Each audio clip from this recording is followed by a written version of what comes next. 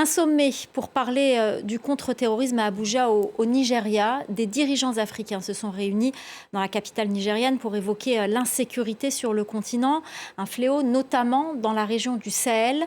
Selon Amina Mohamed, secrétaire générale adjointe des Nations Unies, la région représente désormais près de la moitié de tous les décès dus au terrorisme dans le monde. Écoutez. L'épicentre du terrorisme s'est déplacé du Moyen-Orient et de l'Afrique du Nord vers l'Afrique subsaharienne, concentré principalement dans la région du Sahel.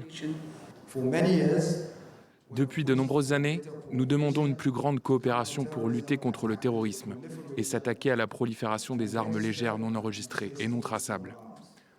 En Afrique, 40 millions d'armes légères et de petit calibre sont sous le contrôle d'acteurs non étatiques.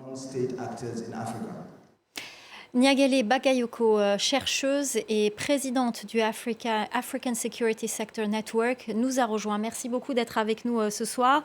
On l'a entendu, Nyagale, on l'a entendu dans ces deux sonores. Le Sahel représente plus de la moitié des victimes du terrorisme. Avant, c'était le Moyen-Orient qui comptait le plus de morts dues au terrorisme. Aujourd'hui, c'est le Sahel. Est-ce que le basculement de cette situation vous étonne ? Non, parce que malheureusement, depuis 2012, on a assisté non seulement à une expansion territoriale continue des groupes djihadistes, islamistes radicaux, mais également à leur enracinement de plus en plus profond et aussi à leur diversification dans le cadre de différents regroupements affiliés d'un côté à Al-Qaïda, c'est le cas notamment du JNIM, ou GSIM, le groupe de soutien à l'islam et aux musulmans, ou des groupes affiliés à l'État islamique que l'on trouve non seulement au Sahel central, avec ce qu'on appelle l'EIS, État islamique Sahel, et également les groupes affiliés à la province ouest-africaine de l'État islamique qui se situe plutôt dans la région du bassin du lac Tchad. Et on assiste à une progression de ces groupes, notamment depuis le Sahel vers les pays côtiers. On a entendu également que sur le continent, 40 millions d'armes légères et de petits calibres sont sous le contrôle d'acteurs non étatiques. Comment lutter contre cette prolifération des armes ? Alors là aussi, malheureusement, les instruments qui ont été mobilisés depuis de très longues années, depuis la fin des années 90 en réalité, se sont révélés assez inefficaces. En 1998 avait été adopté ce qu'on appelle le moratoire sur la circulation des armes légères et de petits calibres, qui était inscrit dans le cadre de la CEDEAO.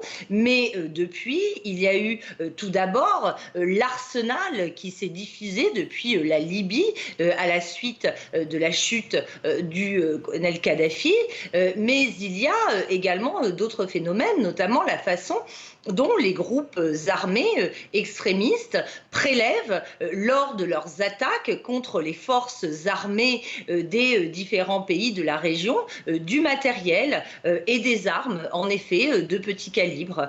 Donc les phénomènes d'approvisionnement sont extrêmement divers, ce qui rend d'autant plus difficile la lutte contre ce phénomène.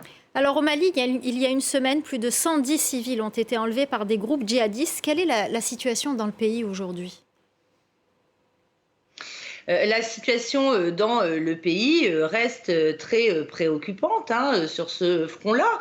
Il est heureux que l'on s'émeuve de cet enlèvement, en effet massif, même si un certain nombre de personnes ne semblent avoir été désormais libérées à cette heure. Mais il faut savoir que les enlèvements de personnalités ou d'autorités locales, coutumières, religieuses, administratives ou d'individus sont extrêmement fréquents, même si on leur donne une bien moindre audience que lorsqu'il s'agissait de ressortissants occidentaux.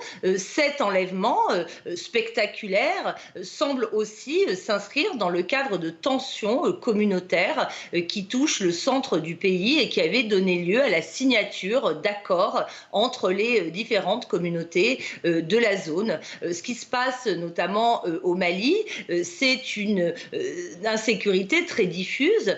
On assiste à la fois à la multiplication des blocus contre certaines villes, notamment dans la région de Tombouctou.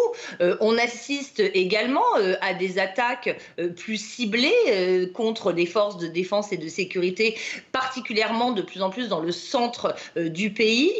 On assiste également à une violence de plus en plus diffuse, mais aussi à l'ancrage, c'est très important de le dire, de certains groupes au niveau local qui désormais administrent des portions du territoire et notamment en y dispensant la justice.